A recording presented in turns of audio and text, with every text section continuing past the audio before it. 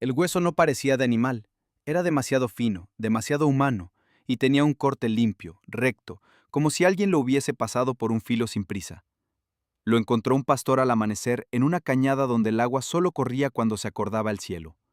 Iba tras una oveja coja, y al apartar unas aliagas con el cayado, vio primero una hebilla oxidada, luego un trozo de tela gris y, por último, aquella blancura sucia entre piedras. No gritó. En los pueblos pequeños el miedo no se anuncia, se traga. Se persignó, miró alrededor como si el monte pudiera delatarlo, y echó a andar hacia el camino con una rapidez impropia de su edad. En la casa del alcalde pedáneo olía a brasero apagado y a papel humedecido. La cartilla de racionamiento, abierta sobre la mesa, parecía un libro de cuentas de otro mundo, números y sellos, hambre con tinta. El pastor dejó el latillo de tela y metal envuelto en papel de estraza, como si eso bastara para contener lo que traía. Cuando llegaron dos guardias desde el puesto, el tricornio traía aún gotas de niebla en el ala. «No toque nada», dijo uno, y esa fue casi toda la voz que se oyó en la estancia. El más veterano levantó la tela con cuidado. En una esquina, cosidas con hilo oscuro, se distinguían dos iniciales torpes, hechas a mano. No era una prenda cara, pero sí reconocible, la clase de ropa que se remendaba porque no había otra.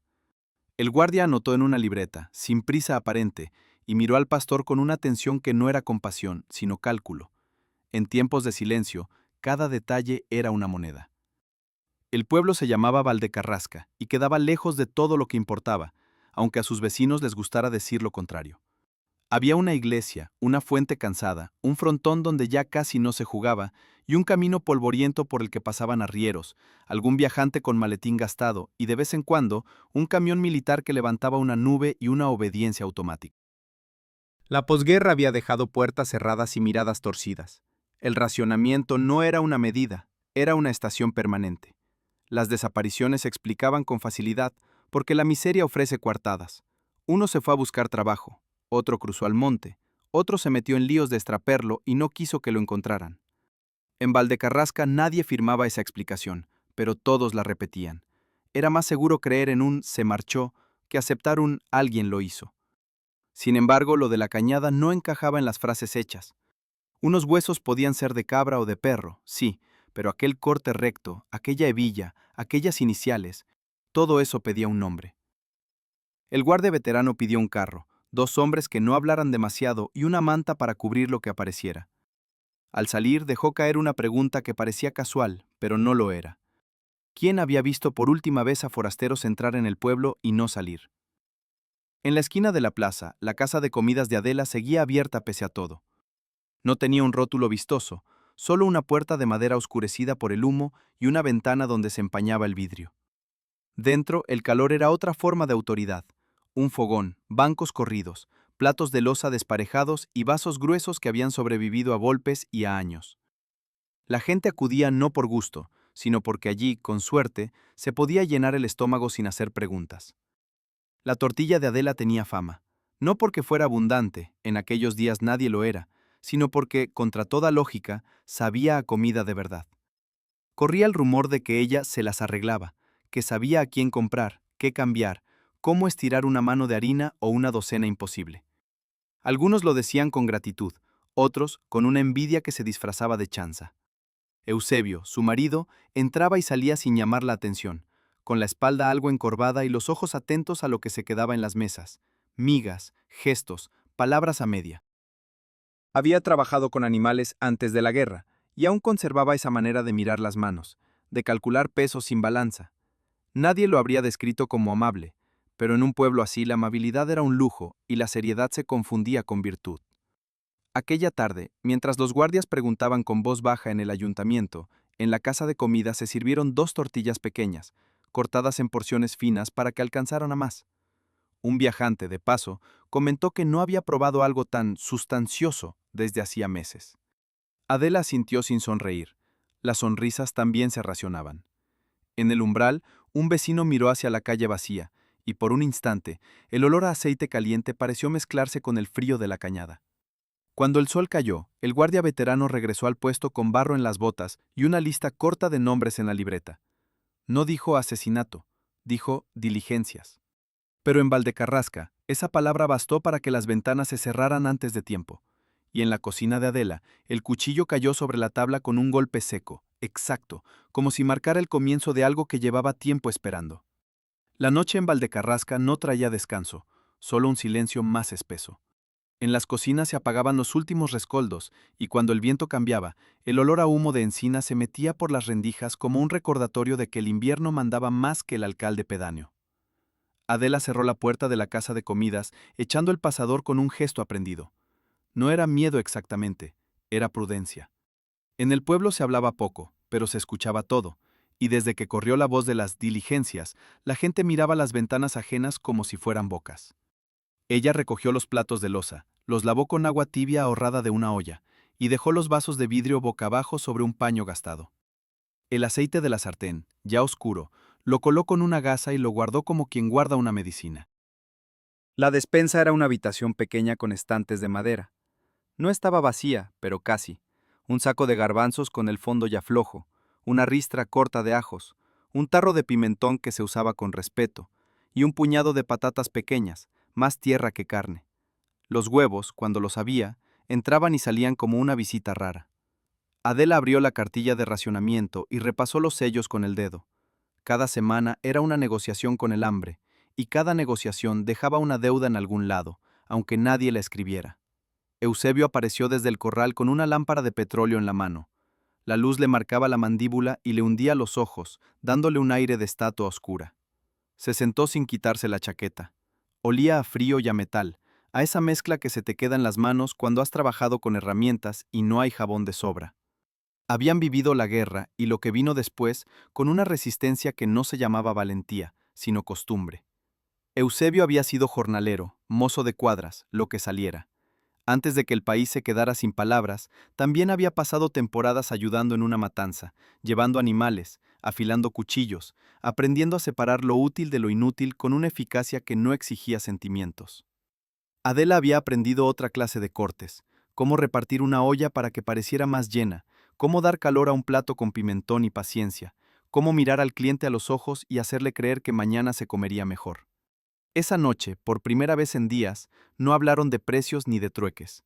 Hablaron del monte. Eusebio dejó la lámpara en la mesa y sacó del bolsillo un papel doblado. Un recado que le había llegado de mano en mano, sin firma. Decía poco. Que habían encontrado algo en la cañada, que los guardias andaban preguntando, que el pastor estaba pálido como la harina. Adela no preguntó qué habían encontrado. En su cara se vio una tensión leve, una rigidez en la boca que duró lo justo para que Eusebio la notara. Ella se obligó a seguir con lo cotidiano, ordenar, contar, limpiar. La normalidad era una cortina que se mantenía tirante con las dos manos. Él habló al fin, con una voz baja que parecía salirle de la garganta con esfuerzo. Si vienen aquí, tú no sabes nada. Era una frase sencilla, pero cargada de un acuerdo viejo. Adela asintió una vez, sin dramatismo. En Valdecarrasca las promesas no se adornaban. El comedor había sobrevivido porque Adela sabía tratar con la gente adecuada. A veces era un carnicero de un pueblo vecino que aparecía con recortes que no entraban en la contabilidad oficial. A veces, una viuda que cambiaba un par de huevos por una sopa caliente. A veces, un guardia que prefería una cena decente a la pureza de los sellos. Nada de eso se decía en alto. Se entendía con miradas y con paquetes envueltos en papel de estraza. Pero lo de los últimos meses había sido distinto. No solo escaseaba la comida, escaseaban las oportunidades. El monte estaba esquilmado, las huertas rendían lo que podían, y el dinero, cuando entraba, parecía manchado. Eusebio había empezado a mirar a los forasteros con otra atención, la misma con la que antes miraba a un animal cansado, no como persona, sino como suma de posibilidades. Adela se daba cuenta y lo odiaba, y lo necesitaba al mismo tiempo, porque sin el local se quedaban en la calle, y en la calle el hambre no tenía horarios. A la mañana siguiente, el pueblo amaneció con un sol pálido que no calentaba. Los guardias volvieron a recorrer la plaza. Preguntaron en la fragua, en la fuente, en el único ultramarinos. La gente respondía con frases cortas, cuidadas, y señalaba direcciones con el mentón, como si el dedo acusara demasiado. En la casa de comidas entraron hacia el mediodía. Adela los vio primero por el reflejo en el vidrio de la ventana. Enderezó la espalda, se secó las manos en el delantal y salió a recibirlos con una calma que había ensayado sin saberlo. El veterano pidió una tortilla y un vaso de vino, no por hambre, sino por método. Mientras comía miró la sala, el banco corrido, la puerta trasera, el pasillo que llevaba al corral. Preguntó por los clientes de paso con una cortesía seca. Adela respondió sin tartamudear. Dijo lo necesario y nada más. Que iban y venían muchos, que la carretera era caprichosa, que ella no apuntaba nombres porque no era fonda de registro. El guardia no la contradijo. Solo dejó unas monedas, se limpió la boca con el dorso de la mano y al levantarse reparó en algo mínimo. Un cuchillo de mango oscuro, bien cuidado, colgado en un clavo cerca del fogón. No era raro, se dijo cualquiera. En una cocina siempre hay cuchillos. Aún así, su mirada se detuvo un instante más de lo normal. Eusebio entró desde el corral cuando los guardias ya se iban. No cruzó palabra con Adela delante de nadie. Se limitó a recoger la bandeja vacía, a oler el aceite de la sartén como quien comprueba una señal, y a mirar hacia la puerta con una expresión que no era susto, sino cálculo.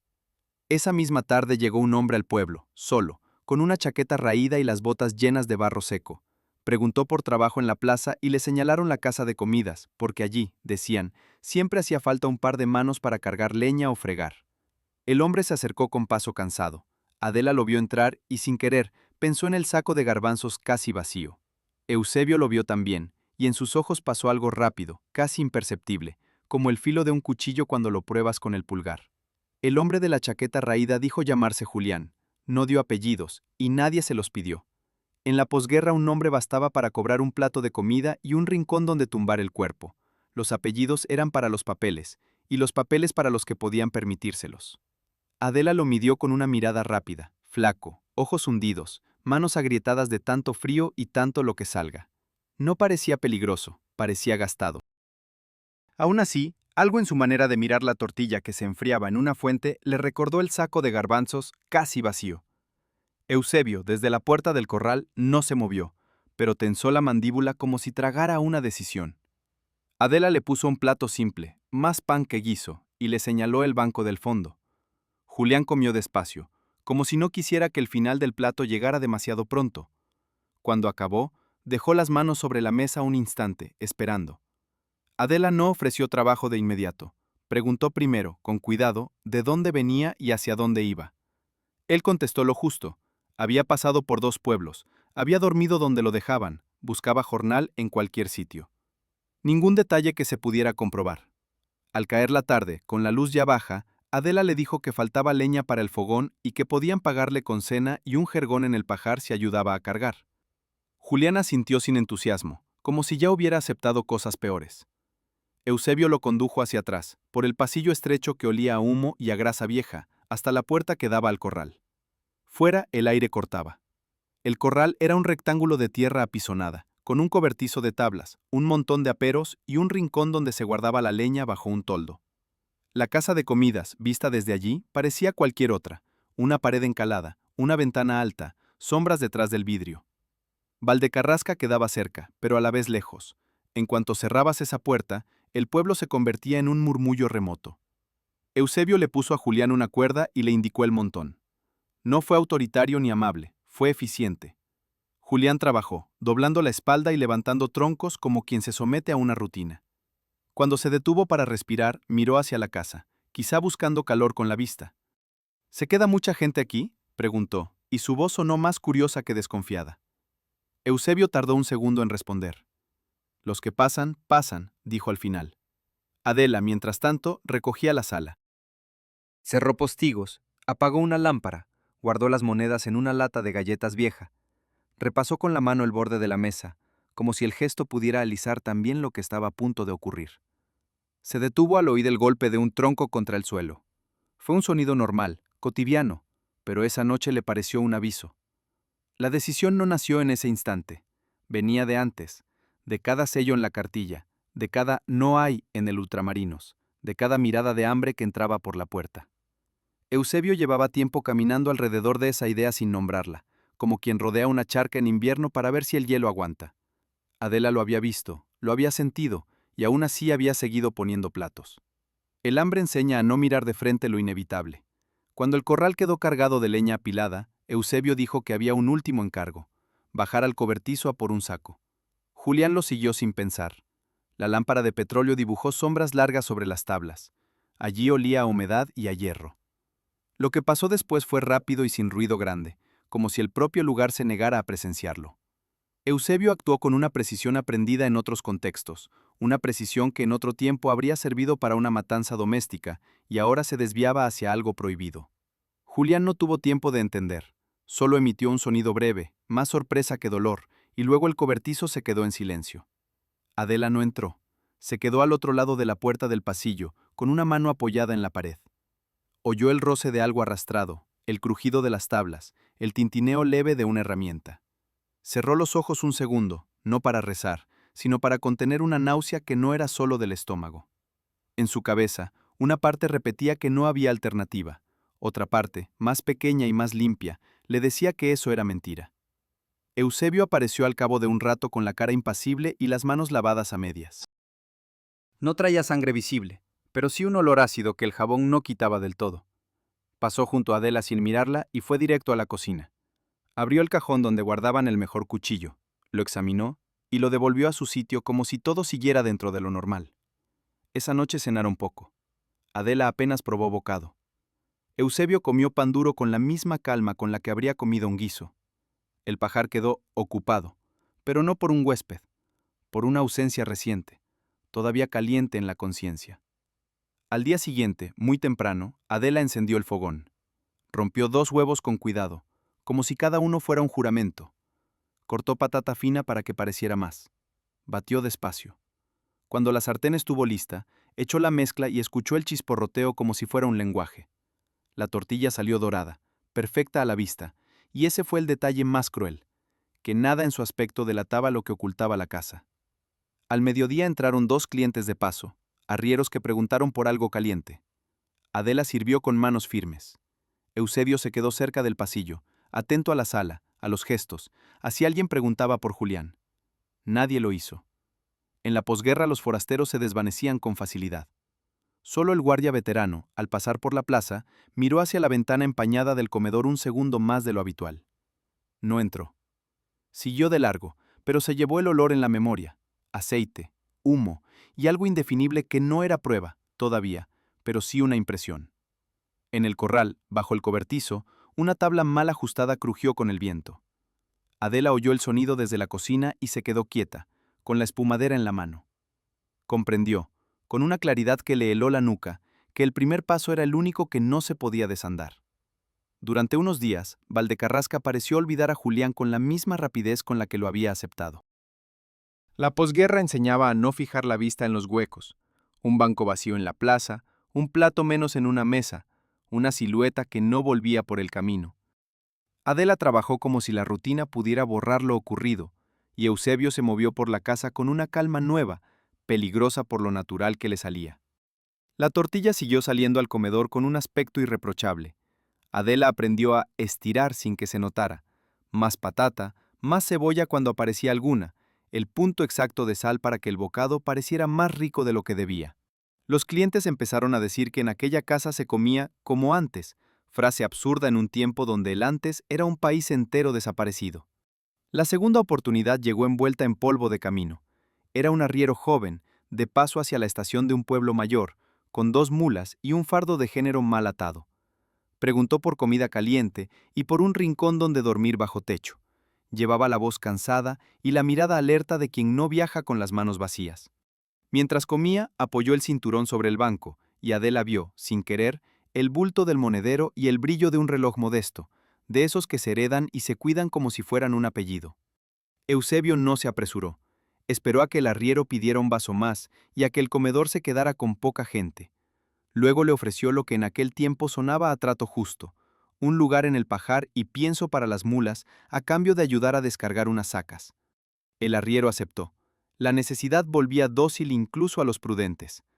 Adela no discutió delante de nadie, pero esa tarde se le notó en los gestos. Cerró la puerta antes de tiempo, revisó el pasador 2 veces y mantuvo el cuchillo siempre al alcance, como si la herramienta pudiera servirle de amuleto. Eusebio, en cambio, pareció más sereno que nunca, como si el primer paso hubiera convertido el siguiente en un simple trámite. Lo ocurrido en el corral no tuvo la sorpresa del primer crimen, tuvo algo peor: preparación. Eusebio guió al arriero hacia el cobertizo con la excusa de las sacas y eligió el momento en que el pueblo estaba ocupado en sus propias cenas. Adela escuchó desde la cocina los ruidos de siempre. un golpe seco, un arrastre breve, y supo con una claridad que le dejó la boca amarga que ya no era una decisión aislada, sino un método. Aquella noche, Eusebio no solo ocultó el cuerpo, también ordenó lo que el arriero traía. Separó lo que podía venderse en extraperlo, lo que podía intercambiarse por aceite o harina, y lo que convenía guardar para no levantar sospechas. El reloj desapareció en una caja de herramientas, el monedero quedó vacío y el cinturón acabó doblado con cuidado, como si el orden tuviera la capacidad de limpiar. El pueblo notó la ausencia de las mulas antes que la del hombre. Al amanecer, un chiquillo dijo haberlas visto sin dueño cerca del camino, y a media mañana ya se comentaba que alguien debía avisar a la Guardia Civil, porque el animal suelto era pérdida, y la pérdida era un delito contra todos. El guardia veterano volvió a aparecer, esta vez sin prisa, mirando el suelo como si leyera una carta invisible. Preguntó por el arriero en la fuente, en el Ultramarinos y en la fragua. Las respuestas coincidían en lo mismo.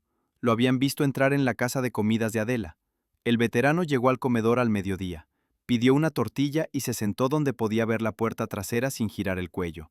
Adela lo atendió con una cortesía firme. Eusebio se mantuvo en segundo plano, limpiando una mesa que ya estaba limpia. ¿Ha dormido alguien aquí estos días?, preguntó el guardia, casi sin levantar la vista del plato. Adela contestó que no tenía registro, que allí no era posada, que la gente se quedaba a veces en el pajar si se mojaba el camino, como en cualquier casa del campo. La frase estaba bien construida, pero el veterano no buscaba una confesión, buscaba una grieta. Pagó, se levantó y al pasar junto al pasillo dejó caer otra pregunta, como quien deja una piedra en un bolsillo ajeno. ¿De quién era un pañuelo con iniciales que un vecino decía haber visto secándose al sol en el corral días atrás? Adela sintió el golpe en el estómago. No era cierto del todo, o no lo era como el guardia lo decía, pero la mención a iniciales la devolvió a la cañada y al latillo del pastor. Negó con calma, demasiado calma, y el veterano anotó algo en su libreta sin discutir. En Valdecarrasca, el que anotaba era quien mandaba. El tercer crimen llegó por un camino distinto, más peligroso. A última hora de una tarde gris apareció un hombre que no pidió comida con humildad, sino con exigencia. Un intermediario de extraperlo, conocido en varios pueblos por mover aceite, harina y tabaco sueltos sin que nadie preguntara el origen. Entró, miró la sala con desprecio y pidió hablar con Eusebio, a solas, como si la casa le perteneciera. Traía una cuenta pendiente, un recado áspero sobre un pago retrasado, y una amenaza velada que no necesitaba palabras largas. Eusebio lo llevó hacia atrás con una sonrisa mínima, esa que no llega a los ojos. Adela se quedó en la cocina con las manos hundidas en agua fría, oyendo la voz del hombre apagarse en el pasillo. No supo quién dio el primer paso, pero sí supo que, si aquel sujeto salía vivo y enfadado, los arrastraría a ambos. En esa certeza, Adela descubrió algo que no quería reconocer, que el miedo ya no la frenaba, solo la empujaba. Después, el comedor volvió a abrir como si nada. Adela sirvió una tortilla más generosa que otras veces, y varios vecinos comentaron, con una gratitud que dolía, que al menos allí se comía caliente. Eusebio, mientras recogía, calculó en silencio cuántos días de harina y aceite podían comprar con lo que habían tomado. El hambre se convertía en contabilidad, y la contabilidad en costumbre. Esa semana, el guardia veterano envió un aviso al puesto de la comarca y pidió que le confirmaran, por conductos discretos, dos cosas: si se había denunciado la desaparición de un arriero con mulas, y si algún conocido del extraperlo había dejado de presentarse en sus rutas. Valdecarrasca empezó a notar la presencia de la ley no por redadas, sino por detalles. Preguntas repetidas, miradas que volvían, un silencio más cuidadoso en las tabernas. Adela encontró, al fondo de un arcón, el cinturón del arriero y lo tocó como si quemara. Comprendió que los objetos eran peores que la sangre se iba, los objetos se quedaban y señalaban. Eusebio, al verla, no dijo nada, pero le quitó el cinturón de las manos y lo escondió en un lugar nuevo, convencido de que aún iba por delante. Esa noche, desde la ventana empañada, Adela vio al guardia veterano detenerse en mitad de la plaza. Miró hacia la casa de comidas, luego hacia el camino de la cañada, y después hacia el corral, como si dibujara líneas invisibles entre puntos que solo él entendía. No entró. Siguió de largo, pero su libreta pesaba más que el tricornio. El cuarto hombre no llegó por hambre, sino por cuenta. Se presentó en Valdecarrasca una mañana clara, con gabardina gastada pero decente y un maletín de cuero que no era de los que se ven en los bancos corridos. Dijo venir del pueblo grande de la carretera para revisar atrasos y recoger unas cantidades pendientes, y su manera de mirar la plaza tuvo algo de inventario. la fuente, la fragua, la tienda, la casa de comidas. A ese tipo de gente se la recuerda, porque trae papel y consecuencias.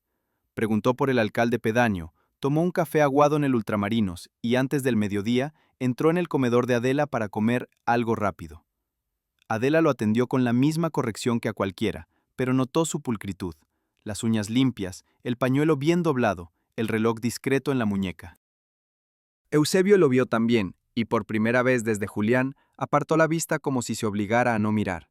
El recaudador comió con prisa, sacó del maletín unos impresos y pidió tinta. Adela le acercó un tintero y un trapo. El hombre llenó casillas, sopló para secar la firma y al guardar todo, dejó el maletín un segundo en el banco para ajustar la correa del reloj. Fue un gesto mínimo, pero en aquella casa los gestos mínimos se convertían en puertas. A media tarde empezó a soplar viento del monte. El recaudador seguía en el pueblo porque debía hablar con el alcalde pedáneo y con 2 vecinos morosos. Eusebio se ofreció a acompañarlo hasta una de las eras, para que no se pierda con los atajos, y el hombre aceptó sin sospechar. En tiempos de poca luz, un guía local parecía un favor razonable. Adela se quedó sola en la cocina, con el aceite al fuego y las patatas cortadas finas para que parecieran más. Oía el pueblo a lo lejos, pero ese día el pueblo estaba raro, demasiado quieto, como si supiera que lo que iba a pasar no era una desaparición más de caminante, sino un agujero que alguien preguntaría en voz alta. Cuando el fogón empezó a chasquear, Adela bajó la llama. Le temblaron las manos solo lo suficiente para que se diera cuenta. El recaudador no volvió. Eusebio regresó al anochecer con barro en las botas y un arañazo en el dorso de la mano, como si lo hubiera mordido una zarza. Se lavó en silencio, se cambió de camisa y evitó mirar el banco donde el hombre había dejado el maletín. Adela entendió entonces que ya no elegían solo a los invisibles. Estaban probando si podían borrar a alguien que dejara rastro. Aquella noche, Eusebio cometió el primer error serio, y lo cometió por soberbia, no por necesidad. Al día siguiente apareció con un reloj nuevo en la muñeca. No era ostentoso, pero en Valdecarrasca cualquier cosa nueva era una campana. En la plaza, una mujer lo vio al pasar y frunció el ceño.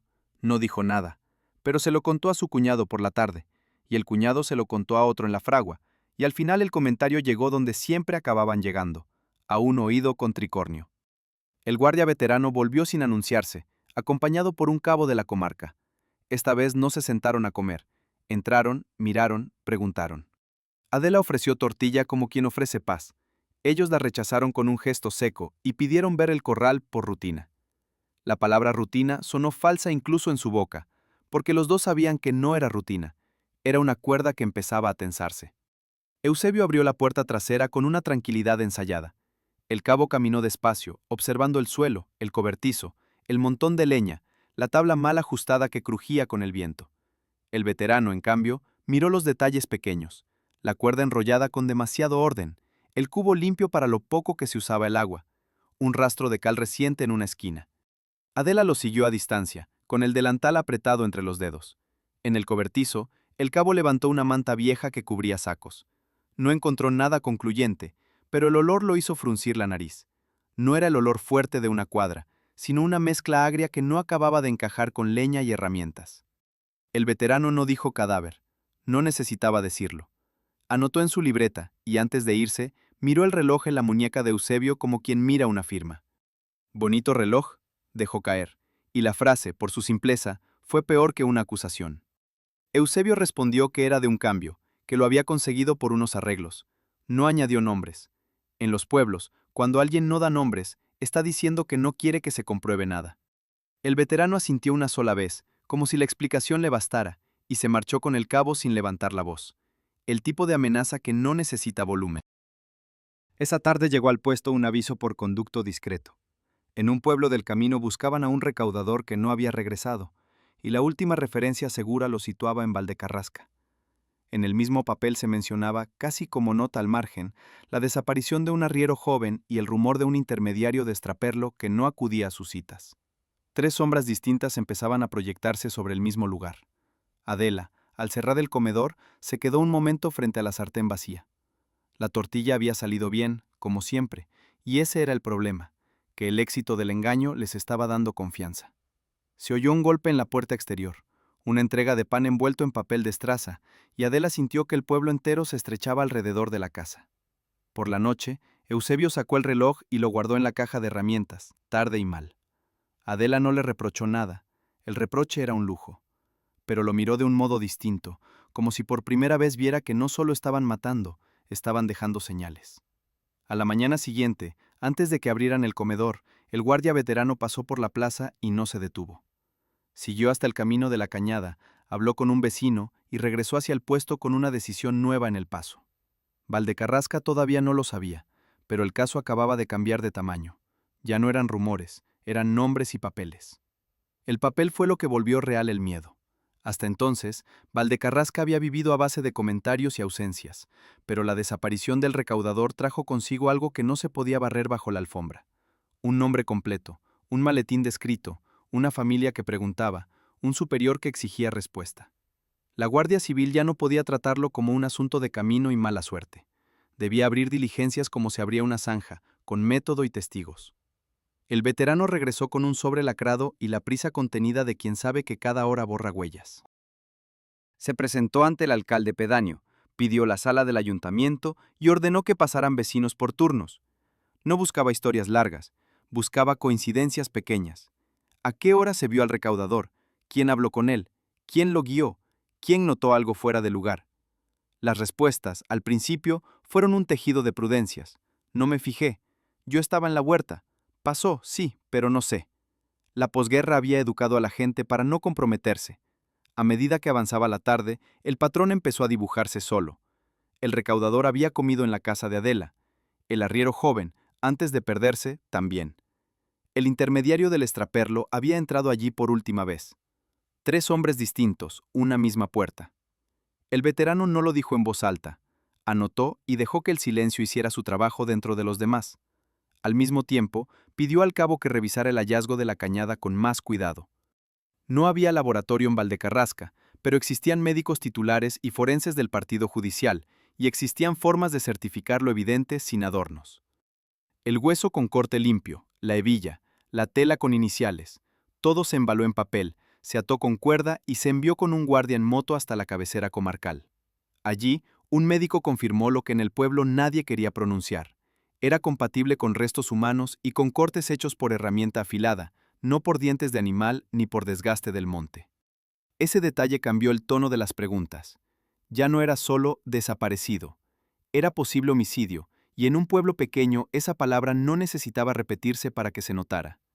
El veterano volvió a Valdecarrasca con la libreta llena y el gesto más duro. Ordenó discreción, pero la discreción en un pueblo es como el humo. Se ve aunque nadie lo señale. En la casa de comidas, Adela sintió el cambio en la clientela antes de verlo en los guardias. La gente seguía viniendo porque el hambre no se suspende por miedo, pero comía con menos conversación y se iba más rápido. Algunos evitaban mirar a Eusebio, otros lo miraban demasiado. Adela notó que se quedaban migas sin recoger, como si nadie quisiera alargar la estancia. Por primera vez, la fama de la tortilla dejó de sonar a elogio y empezó a sonar a pregunta.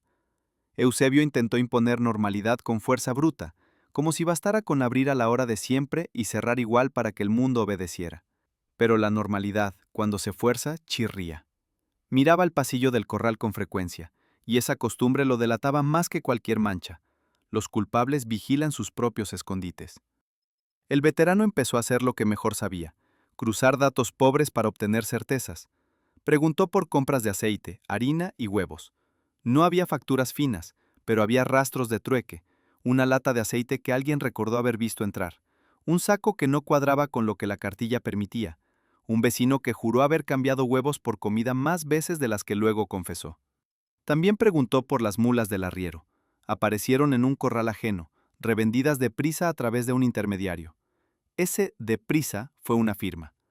Necesitaba, sin embargo, algo más que intuiciones para entrar a fondo en una propiedad. Así que viajó de nuevo a la cabecera y habló con el juez de instrucción del partido judicial. Presentó un resumen: desapariciones vinculadas a un mismo local, hallazgo de restos con cortes, contradicciones de coartada, circulación sospechosa de bienes. Volvió con un mandamiento para registro cuando hubiera indicios suficientes y testigos disponibles. En aquel mundo de sellos y autoridad, el papel era una llave. Durante 2 días, la Guardia Civil observó sin hacerse notar demasiado. Un guardia joven se sentó en la plaza como quien espera un autobús que nunca llega. Otro pasó por el camino del corral en horas raras. Miraron qué se sacaba de la cocina, qué se quemaba, a qué hora se apagaban lámparas. Eusebio los detectó, pero no supo qué hacer sin precipitarse. Adela, en cambio, empezó a deshacerse de cosas con el cuidado de quien barre cristales, sin ruido y con miedo a cortarse. El problema fue que ya era tarde para limpiar de verdad. Los objetos robados existían, las ausencias se acumulaban y en algún rincón había restos que el monte no había reclamado. Eusebio propuso moverlo toda una noche, lejos, hacia un barranco donde nadie bajaba. Adela lo escuchó y entendió, con una claridad amarga, que la escalera no tenía último peldaño. Cada solución exigía otra mentira, y cada mentira otro riesgo. Esa misma tarde, el veterano convocó al alcalde pedáneo y a dos vecinos de buena reputación para que actuaran como testigos civiles en un futuro registro, si se autorizaba. La elección no fue casual. Escogió a hombres que hablaban poco y firmaban cuando se les pedía. Nadie protestó. En la España de entonces, protestar era exponerse, y exponerse era un lujo. Al cerrar, Adela encontró a Eusebio en el corral, mirando el cobertizo como si pudiera atravesar la madera con la vista.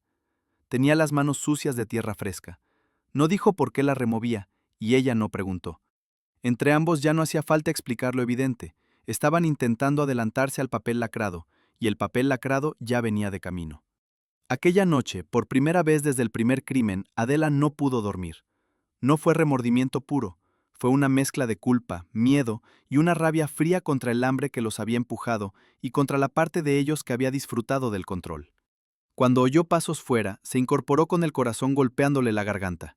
No eran ladrones, era algo peor, era disciplina. A la mañana siguiente, temprano, un guardia apareció en la puerta del comedor y dejó un aviso escueto. Debían presentarse en el ayuntamiento para una declaración formal. No hubo amenazas, no hicieron falta. El ayuntamiento olía a madera vieja y a tinta fresca. Cuando Adela y Eusebio encontraron la mesa grande despejada y detrás, al veterano con su libreta, al cabo con gesto neutro y al alcalde pedáneo sentado a un lado como quien asiste a su propia incomodidad. En una silla apartada esperaban dos vecinos llamados como testigos, con las manos sobre las rodillas y la vista fija en el suelo.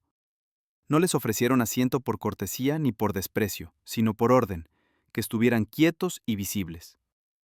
El veterano no levantó la voz, hizo preguntas pequeñas, repetidas, con la misma estructura una y otra vez, como quien golpea una pared buscando el hueco. Primero fue la tarde del recaudador. ¿A qué hora comió? ¿A qué hora salió? ¿Quién lo acompañó? ¿Si llevaba maletín? ¿Si preguntó por alguien? Adela contestó con frases cortas, cuidadas, sin adornos. Eusebio contestó igual, pero en él se notaba una prisa interna, una necesidad de cerrar el tema cuanto antes. El veterano pidió que repitieran la secuencia. Luego la repitió él, cambiando el orden. Volvió a preguntar por una hora concreta, por una frase concreta, por el camino exacto. No buscaba memoria, buscaba consistencia. A Adela le tembló un músculo en la mejilla cuando Eusebio dijo que no había acompañado al recaudador más allá de la plaza. Ella lo miró de reojo, apenas un instante, pero bastó. El cabo carraspeó y dejó sobre la mesa un objeto envuelto en papel, una correa de reloj, gastada por el uso, con una hebilla particular. No la enseñó como prueba definitiva, sino como anzuelo. Adela sintió que se le enfriaban las manos. Se encontró cerca del camino, dijo el veterano, y esa fue toda la explicación. No era cierto del todo, o no importaba si lo era. Lo importante era que el hilo ya estaba tendido entre el recaudador y la muñeca de Eusebio. El veterano no les acusó. Se limitó a anotar la reacción, el modo en que Eusebio tragó saliva, la manera en que Adela apretó los dedos contra el delantal inexistente, porque allí no lo llevaba. Después vinieron las preguntas del arriero. Adela insistió en que había gente de paso, que no se apuntaban nombres. El veterano asintió, como si aceptara esa normalidad rural, y entonces preguntó por las mulas. ¿Quién las vio por última vez? ¿Quién dio aviso? ¿Quién se interesó por ellas? En el pueblo, las cosas valiosas dejan huella aunque nadie quiera. Al salir del ayuntamiento, Adela notó que la plaza estaba demasiado despejada. La gente fingía no mirar, pero miraba. Un niño se quedó quieto con una pelota de trapo en las manos. Una mujer se persignó sin razón visible. Eusebio caminó delante, sin tomarla del brazo, como si el gesto pudiera interpretarse. Ese cuidado, en un pueblo pequeño, también era una señal. La Guardia Civil no se quedó solo con las declaraciones. Esa tarde, el veterano fue al Ultramarinos y preguntó por el recaudador con una foto pequeña que alguien había enviado desde la cabecera. Un retrato formal, cara seria, ojos de papel. El tendero reconoció al hombre y dijo que sí, que lo había visto, que incluso había preguntado por tinta. Hasta ahí, nada nuevo.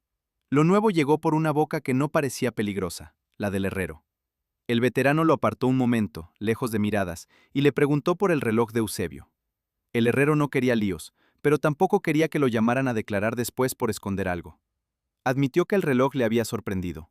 Admitió también que, días antes, Eusebio había intentado cambiarle una pluma estilográfica por hierro viejo, una pluma que no era de jornalero.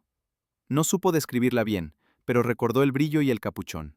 En aquel tiempo, una pluma así era casi un documento con patas. El veterano volvió al puesto, hizo 2 llamadas por línea fija y escribió un informe breve para el juez de instrucción. En el papel no hablaba de tortillas ni de rumores, hablaba de indicios, objetos impropios, contradicciones horarias, desaparición con denuncia formal, hallazgo de restos compatibles con cortes de herramienta. Pidió autorización de registro para la casa de comidas y sus anexos, con especial atención al corral, el cobertizo y cualquier pozo cercano. No pidió si podía, pidió cuándo. Mientras el papel viajaba, la observación se volvió más cerrada. Un guardia joven se quedó en la plaza, sentado como quien espera, pero con los ojos midiendo entradas y salidas. Otro se situó, de noche, cerca del camino trasero, oyendo el canto de un gallo fuera de hora y el crujido de una tabla bajo el viento. En el pueblo se comentaba que anda la benemérita revuelta, y esa frase bastaba para que se apagaran conversaciones. Adela intentó adelantarse. Al anochecer, con la cocina cerrada, recogió de una caja vieja un pañuelo con iniciales que no eran suyas y lo metió en el fondo del fogón apagado, entre ceniza y carbón, como si lo enterrara en un cementerio pobre. Quiso quemarlo, pero no se atrevió. El humo delataría. Eligió ocultar en vez de destruir, y esa elección fue otro error, solo que más silencioso. Eusebio, en cambio, se empeñó en mover lo que quedaba en el corral. Esperó a que el pueblo durmiera y abrió la puerta trasera con una lámpara tapada a medias. Hizo 2 viajes cortos hacia el cobertizo, cargando un saco que pesaba demasiado para hacer grano. El problema no fue el saco. El problema fue el sonido. La madera vieja se quejó, y en la noche cualquier queja parece un grito. Desde la esquina de una tapia, el guardia joven vio la luz filtrarse por una rendija y contó los pasos sin moverse. No necesitó ver el contenido. Le bastó ver la prisa contenida, el modo en que Eusebio miraba alrededor antes de cruzar el patio, como si temiera un testigo más que un ladrón. A la mañana siguiente, el veterano recibió la respuesta del juez. No la celebró. Solo dobló el papel, lo guardó y dijo al cabo que reuniera a 2 hombres más y a los testigos civiles a primera hora. No habló de asalto, habló de registro, con esa frialdad administrativa que, en el fondo, era la forma más limpia de la amenaza. Adela abrió el comedor como siempre. Sirvió café aguado, pan duro, un guiso corto. Sonrió lo justo para no levantar sospechas. Pero por dentro ya no sostenía la máscara. La máscara la sostenía a ella. Cuando la puerta se abrió y entró una ráfaga de aire frío, levantó la vista esperando ver un cliente. Durante un segundo deseó, con una fuerza que la asustó, que fuera cualquier cosa menos un tricornio. La detención llegó al amanecer, cuando el frío todavía mandaba y el pueblo no había terminado de desperezarse.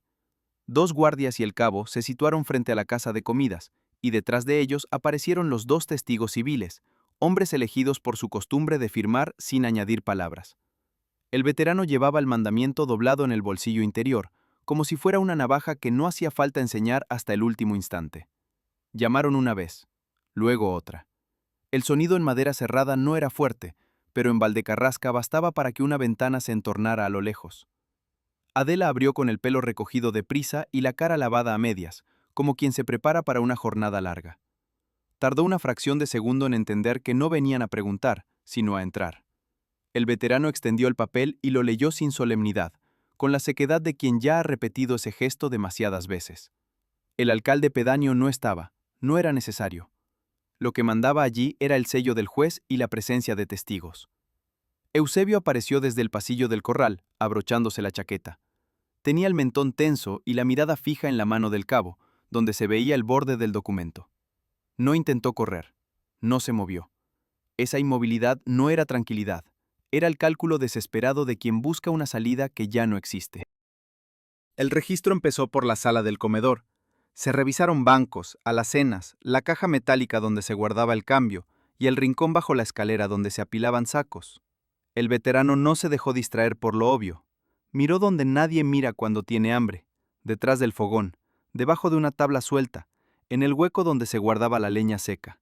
En la cocina, uno de los guardias abrió el cajón de los cuchillos.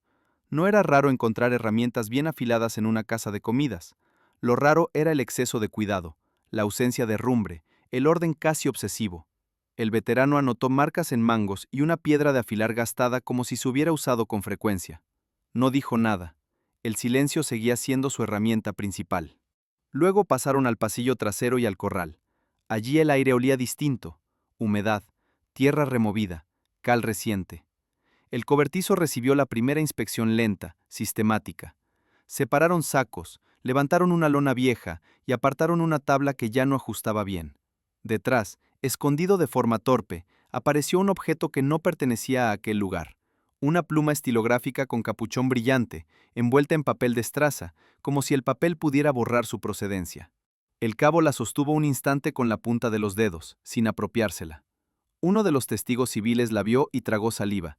El gesto lo delató más que cualquier frase. Continuaron. En una caja de herramientas, bajo clavos y tuercas, encontraron un reloj discreto, detenido. En un rincón del arcón del dormitorio, doblado con demasiado cuidado, apareció un cinturón que no era de Eusebio, y una correa de maletín con una costura reparada a mano. El veterano pidió a los testigos que se acercaran y miraran bien, para que luego no hubiera dudas sobre lo hallado y sobre dónde se halló. Se levantó un inventario en el acto, con la fecha y la hora, y cada objeto quedó envuelto, atado y señalado. Adela, mientras tanto, permanecía en el umbral de la cocina, con los brazos pegados al cuerpo. No lloró, no suplicó. Su cara tenía la palidez de quien ha gastado todas las reacciones en los días anteriores. Miraba los paquetes que se formaban sobre la mesa como si fueran ladrillos de una pared que se cerraba. El veterano pidió entonces que se señalara cualquier pozo o hueco profundo en la propiedad. Nadie respondió por voluntad, respondió el lugar. Un guardia se detuvo junto a una zona del corral donde la tierra estaba demasiado lisa, demasiado igual. Otro notó el borde de una tapa cubierta con sacos. Al levantarla, subió un aire frío y agrio que no se parecía al de un pozo de agua limpia.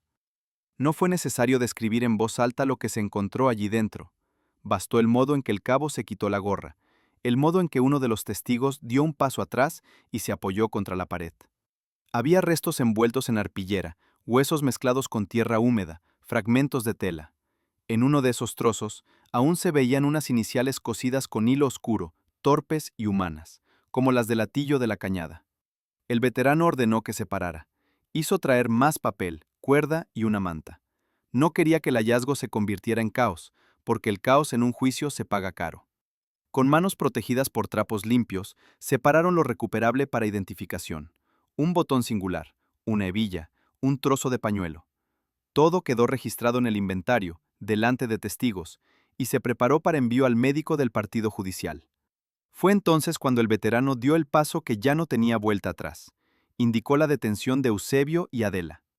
No hubo empujones ni escena, solo la orden, la confirmación del cabo y el sonido de unas esposas sencillas cerrándose con un clic que en el pasillo pareció retumbar más de lo que debía. Eusebio no se resistió, pero su mirada buscó la de Adela como buscando un acuerdo final, una versión común. Adela no se la devolvió. Sus ojos estaban fijos en la mesa donde los objetos envueltos se acumulaban: la pluma, el reloj, la correa del maletín, pruebas pequeñas que pesaban como piedras. Lo sacaron por la puerta principal para que el acto quedara a la vista del pueblo, aunque nadie lo llamara espectáculo. En la plaza había ya 3 o 4 vecinos con la excusa de ir a por agua. Nadie habló. El silencio era el lenguaje de la vergüenza y del miedo a quedar asociado. Al subirlos al vehículo, el veterano volvió a entrar un momento para revisar el fogón apagado. Con una varilla levantó ceniza y carbón. De allí, ennegrecido, sacó un pañuelo doblado con iniciales que no eran de la casa. Lo sostuvo como quien sostiene un hilo que ata muchas cosas y lo entregó al cabo para que lo incluyera en el inventario. Cuando el coche arrancó hacia la cabecera comarcal, Valdecarrasca quedó detrás, quieta, con la puerta del comedor entreabierta. El olor a aceite viejo seguía en la madera, pero ya no significaba comida, significaba escena. En el puesto, separados, Eusebio y Adela esperaron en bancos distintos, bajo una bombilla pobre. El veterano preparó el atestado con la misma calma con la que había hecho preguntas en el ayuntamiento. Sabía que lo más difícil no era detenerlos, sino convertir el horror en un expediente que resistiera al juicio. Fechas, hallazgos, firmas, objetos, testigos, cadena de custodia. Antes del mediodía, el médico del partido judicial fue avisado, también el juez, y con cada aviso, el caso dejó de ser un secreto de pueblo para convertirse en un asunto escrito, sellado y ya imposible de esconder. El sumario creció deprisa, no por dramatismo, sino por burocracia. Cada objeto envuelto en papel y atado con cuerdas se convirtió en una línea: la pluma, el reloj, el cinturón, la correa del maletín, el pañuelo con iniciales, las hebillas y los botones. El médico del partido judicial redactó un informe sobrio sobre los restos recuperados y sobre la compatibilidad de los cortes con herramienta de carnicería, sin adornar lo que ya era bastante. El juez de instrucción ordenó nuevas diligencias: identificación, reconstrucción de rutas y citación de testigos de varios pueblos. Valdecarrasca empezó a existir en papeles con membrete, y eso la hizo más pequeña y más expuesta. La identificación llegó por partes, como llegaba todo en aquellos años. Un familiar del recaudador reconoció la pluma estilográfica por una muesca en el capuchón y por el modo en que el metal se había oscurecido cerca del clip. Un tratante de la zona juró que el cinturón pertenecía al arriero desaparecido, porque él mismo lo había visto ajustárselo en una feria meses atrás. Las iniciales cosidas en el paño coincidieron con las que una madre había bordado a su hijo cuando salió a buscar trabajo y no volvió. No hacía falta que todas las piezas cerraran a la perfección, bastaba con que hubiera demasiadas que encajaban. Eusebio y Adela declararon por separado ante el juez. Él intentó levantar un muro de negaciones útiles, que no llevaba cuentas, que la gente iba y venía, que el monte se tragaba a los imprudentes, que en la miseria cualquiera podía robar y dejar un rastro falso. Adela, más contenida, se pegó a lo mismo, pero su voz se quebró en detalles pequeños, como si el esfuerzo por no decir nada la obligara a decirlo todo sin querer. El instructor anotó contradicciones horarias y, sobre todo, el salto imposible entre lo declarado y lo hallado en el registro. En un régimen de silencios, la prueba material hablaba con una claridad incómoda. La noticia se filtró a su manera, no como titular escandaloso, sino como rumor con sello. En la cabecera comarcal, algún periódico local publicó una nota breve sobre la detención de 2 individuos, por hechos graves, sin recrearse y sin citar el comedor. En Valdecarrasca, el nombre de Adela dejó de pronunciarse en voz alta. Se decía la de la casa de comidas, como si el rodeo protegiera a quien hablaba. El cura evitó el tema en el púlpito, pero la vergüenza se coló igual en los bancos. El hambre seguía, pero ahora venía acompañada por una sospecha que ensuciaba hasta el aceite. La vista se celebró en la audiencia provincial, en una sala con paredes frías y bancos duros. No hubo público abundante, sí hubo presencia de guardia civil y una formalidad cortante, como si el orden quisiera demostrar que podía digerir cualquier cosa. El fiscal construyó el relato con fechas, rutas y objetos, y colocó el comedor como punto de convergencia. Última vez vistos, última comida, último trato. El defensor de oficio intentó apoyarse en la miseria, en la posguerra, en el racionamiento, en la idea de una desesperación que trastorna. El tribunal escuchó sin prisa, pero con ese gesto de quien ya ha decidido qué es contexto y qué es culpa. Las pruebas pesaron por acumulación. Un testigo describió el reloj en la muñeca de Eusebio pocos días después de la desaparición del arriero, y otro recordó el intento de cambiar una pluma que no correspondía a un jornalero. El médico explicó, con palabras medidas, por qué aquellos restos no eran de animal y por qué los cortes no eran fruto del monte. El acta del registro, firmada por testigos civiles, cerró la puerta a la excusa de sembraron pruebas. El inventario había sido hecho delante de vecinos, con fecha y hora. Y por debajo de todo, estaba lo que nadie quería oír nombrado y que, sin embargo, flotaba sobre la sala como un olor. El uso del cuerpo ajeno como mercancía de cocina, deducido por indicios y por la lógica brutal de la escasez. El presidente del tribunal dictó sentencia con la voz plana de quien reduce una tragedia a artículos y penas. Se impusieron 15 años de reclusión mayor por los delitos accesorios acumulados, apropiación, encubrimiento y otros extremos sostenidos por el sumario, y por los homicidios, la pena de muerte. La combinación sonó extraña incluso a algunos presentes, Pero en aquel tiempo las sentencias no se escribían para consolar el sentido común, sino para fijar un castigo ejemplar.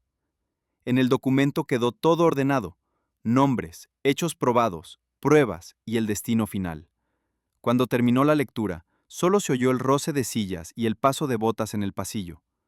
De regreso a la cárcel del partido, Adela miró por la ventanilla enrejada sin buscar nada concreto. Eusebio, con las manos juntas, mantuvo la vista al frente, como si aún pudiera sostener una versión que el papel ya había roto. Ninguno lloró. El llanto era un lujo tardío. Lo que quedaba era esperar los trámites, los plazos, la confirmación que llegaba por conductos cerrados. Y en algún lugar de Valdecarrasca, el fogón frío de la casa de comidas empezó a cubrirse de polvo, como si el pueblo quisiera demostrar que allí nunca había pasado nada. La sentencia no terminó en la sala. En los días que siguieron, el castigo siguió su camino por oficinas y sellos, por informes que subían y bajaban sin que nadie los leyera en voz alta ante los condenados. Hubo recursos formales y peticiones redactadas con frases previsibles: pobreza, extravío moral, tiempos de necesidad. También hubo informes de conducta en prisión, escritos con la misma tinta que lo igualaba todo. Pero el expediente no se movía por compasión, sino por el peso de las pruebas y por la voluntad de dar ejemplo. En la cárcel del partido, la vida se redujo a horarios. Adela y Eusebio quedaron separados, como se separa lo que puede contaminarse mutuamente, no por humanidad, sino por control. A Adela le asignaron tareas menores, y la rutina le ocupó las manos sin despejarle la cabeza. Eusebio se encerró en un silencio obstinado, como si todavía pudiera negar el mundo con la espalda recta. Nadie alrededor preguntaba demasiado. Aquel tipo de caso convertía la curiosidad en peligro. Cuando llegó la confirmación, no llegó como un trueno, sino como un papel más. Se notificó la negativa al indulto y se fijaron los trámites finales con la frialdad de un calendario.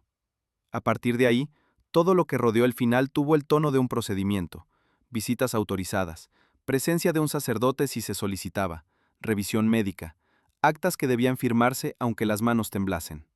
En el régimen, incluso el final se gestionaba como una ventanilla. La madrugada señalada fue limpia y helada. Un funcionario abrió puertas con llaves grandes. El sonido del metal en la cerradura pareció más alto que cualquier palabra.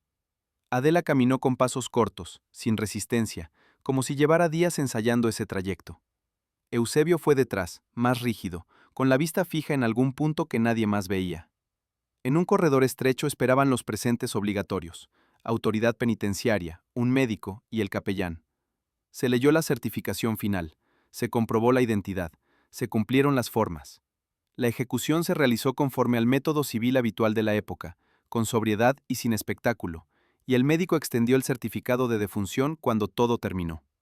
Al día siguiente, el asunto quedó oficialmente cerrado en el papel, pero no en las casas. Valdecarrasca amaneció con la plaza igual de pequeña, solo que más silenciosa. La casa de comidas permaneció cerrada. Un alguacil clavó un aviso en la puerta, y durante un tiempo, nadie se acercó más de lo necesario. El banco corrido dentro se quedó cubierto de polvo, y el olor del fogón, sin fuego, se volvió un recuerdo agrio. Las pertenencias recuperadas siguieron otro camino. Algunas se devolvieron a familias que viajaron desde lejos con la ropa buena de los domingos. Otras quedaron en dependencias judiciales hasta que alguien decidiera qué se hacía con ellas. Hubo reconocimientos sin lágrimas y lágrimas sin ruido. En los pueblos, el duelo no siempre se permite a sí mismo levantar la voz, sobre todo cuando el dolor trae consigo vergüenza ajena. La Guardia Civil no celebró nada. El veterano archivó el sumario, firmó lo que faltaba y se marchó a su destino siguiente. En su cuaderno, Valdecarrasca quedó como una anotación más, pero en su memoria quedó el patrón que no necesitaba sobrenatural para existir: hambre, oportunidad, rutina, y el modo en que un crimen se disfraza de cocina si nadie se atreve a mirar detrás de la puerta. Con el tiempo, el pueblo inventó formas de hablar sin decir. Unos afirmaban que Adela estaba trastornada y que Eusebio era malo de nacimiento, porque esas explicaciones tranquilizaban, convertían el horror en algo ajeno, aislado, casi inevitable.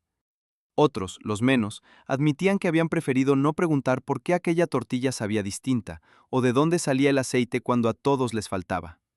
Nadie quería ser cómplice, pero casi todos reconocían, en secreto, la comodidad del silencio. La cañada donde el pastor encontró el primer hueso volvió a parecer solo una cañada. Crecieron de nuevo las aliagas, y el camino se marcó con ruedas y pezuñas como si nada hubiera ocurrido. Sin embargo, cada vez que alguien pasaba por allí al amanecer, bajaba la voz sin saber por qué, como si el aire recordara lo que el pueblo intentaba olvidar. Años después, cuando las cartillas dejaron de gobernar las despensas y las conversaciones se hicieron menos cautas, Valdecarrasca siguió sin contar la historia completa. No porque faltaran palabras, sino porque sobraban. Y en el lugar donde había estado el comedor, alguien acabó abriendo otra puerta, pintando otra pared, colgando otro rótulo. Se vendió pan, se sirvió vino, se rieron chistes, pero nunca volvió a pronunciarse con alegría aquella frase de antes, que allí se comía como antes. Porque el pueblo había aprendido, del modo más duro, que algunas comidas no alimentan, solo esconden.